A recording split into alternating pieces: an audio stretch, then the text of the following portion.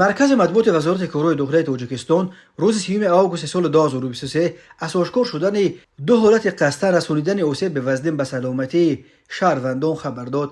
از جمله به شعبه وزارت کارهای داخلی یک در نوع رودکی با عریضه زن 60 ساله ساکن شهر حصار مراجعت نموده خبر داده است که شام 27 آگوست سال 2023 تخمینا ساعت 19:50 قدویش مرد 53 ساله ساکن نوع رودکی پسر 33 ساله‌اش را در خانه استقامتیش با کورد 3 مرتبه به اعضای بدنش زده است. در نتیجه جبر دیده جراحت‌های جسمانی برداشته در بیمارخانه بستری گردیده است. درباره سبب‌های مناقشه پدر با پسر در خبر چیزی گفته نشده است.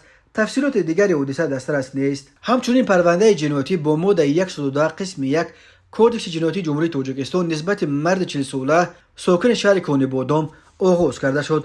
نامبرده 22 آگوست سال 2023 تخمینا ساعت 9:30 در حالت مستی هنگام در چایخانه قرار داشتنش با مرد 46 ساله ساکن شهر مذکور مناقشه نموده با مقصد قصد رسانیدن ضرر به سلامتی به دست و پایش به اعضای بدن آخرین یک چند مرتبه زده جراحت‌های وزن جسمانی رسانیده است. درباره سبب‌های مناقشه این دو ساکن کونیبادام در خبر چیزی گفته نشده است. تفسیرات دیگری زنوزنی در چایخانه معلوم نیست. وزارت کارهای داخلی گفت تفتیش این دو قضیه ادامه دارد.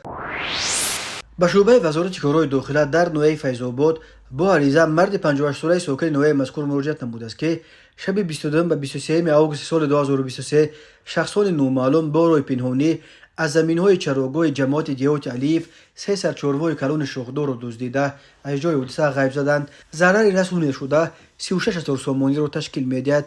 در نتیجه گذراندن چاره‌بینی اپراتیوی جستجویی از جانب کارمندان میلیشیا مردان 33 و 31 ساله ساکنان همین نوعه با گمان صادر نمودن جنایت دزدی دستگیر کرده شدند.